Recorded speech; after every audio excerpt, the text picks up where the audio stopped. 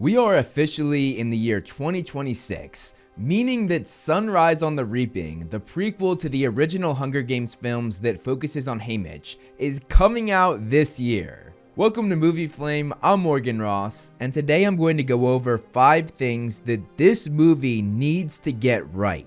Sunrise on the Reaping has the potential to be the darkest, most emotionally devastating film in the entire Hunger Games franchise, just like the book was. But that might not happen if they don't fully commit to some of the things that I'm covering today. If you enjoy this video, please consider liking and sharing. It will greatly help to grow and sustain the channel. And if you like what you see, hit that subscribe button, and you can also follow me on all of my other social media pages, all of which are linked down below, and all of which house similar content that I make here on this channel. Now, let's get into it. Number 1. They cannot make Haymitch comic relief. In the original Hunger Games movies, Haymitch was often the comic relief, whether he was the drunk or giving one-liners. And Woody Harrelson did an incredible job with that. But that version of Haymitch is not the version of Haymitch that we meet in this prequel. What this film needs to understand is that young Haymitch's intelligence comes first, not his humor. What they should replace the humor with is his charm. He's a charming, handsome kid here, and that's the reason why so many people root for him to win, and it's why sponsors invest in him.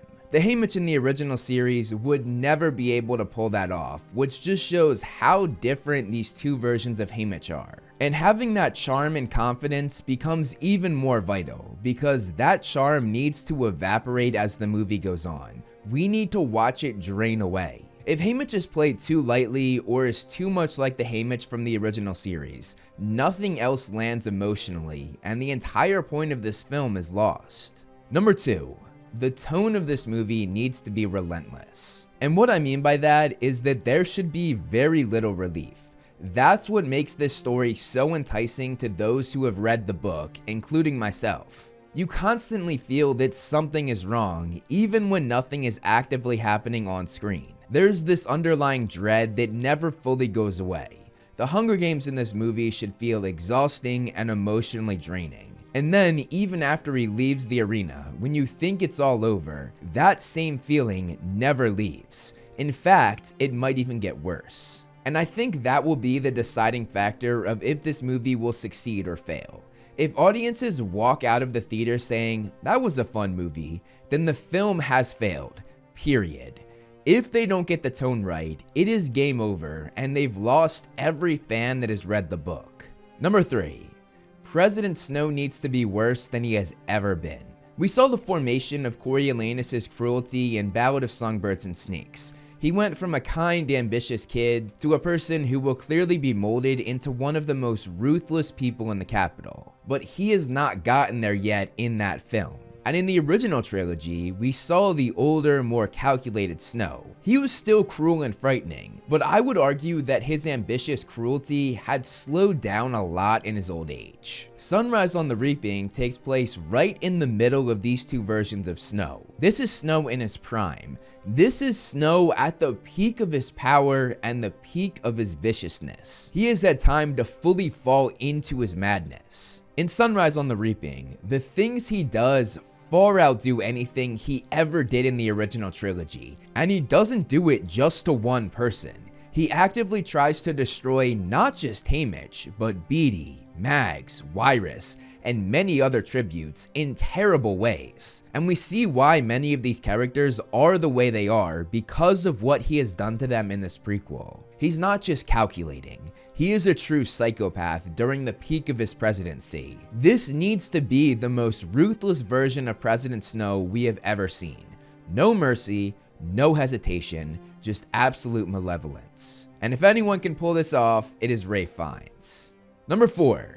We need terrible violence. There is a lot of violence in this prequel, and it's part of what makes this story so terrifying and so good. All of the deaths come with little warning, which goes back to the tone I spoke about earlier about the constant dread. And it needs to be done in a way where the audience isn't just counting the number of kills like in an action movie. They should be sitting in that theater thinking, "I cannot believe that that just happened."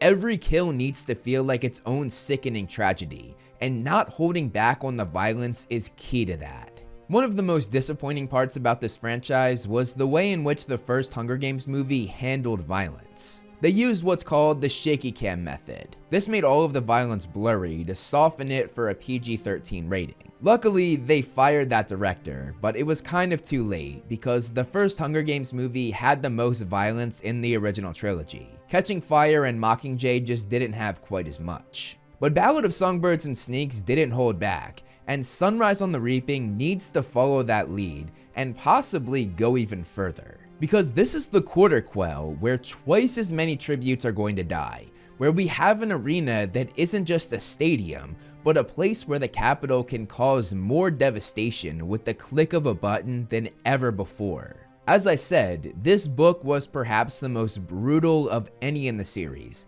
and the movie needs to make sure that they stay true to that. Number 5. Do not romanticize Haymitch and Maysilee's relationship. Haymitch and Maysilee spend a lot of time together, both before entering the arena and while in the arena. They build a strong relationship, they trust each other, and they genuinely care about each other. But the film needs to make it clear that they are like brother and sister, because that is literally what it said in the text. That dynamic needs to be crystal clear, because Haymitch is in love with someone else, Lenore Dove.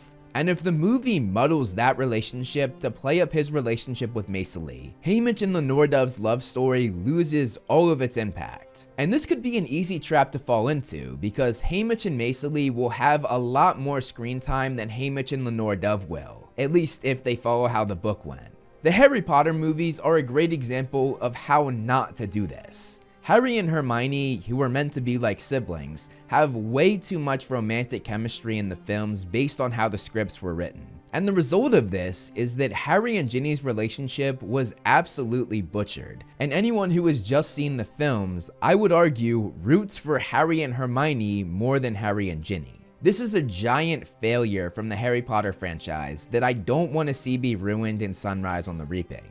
And honestly, it is even more important to make that clear here. They cannot let that happen to Haymitch and Lenore Dove, because how their relationship plays out is the absolute most essential part of why Haymitch breaks as badly as he does, and why he becomes the man we meet in the original series. In this book, we find out that Lenore Dove is the anchor to Haymitch's entire character arc. Please do not sacrifice that for manufactured romantic tension with the wrong character. If you enjoyed this video, I have a lot of other Hunger Games content on this channel, like this video essay where I cover why nobody wins the Hunger Games, or this video where I theorize on who would have ended up winning the 75th Hunger Games if it was fully played out. Both of those are good watches, so check them out if you want, but that's all I have for you guys in this video though. Thank you so much for watching.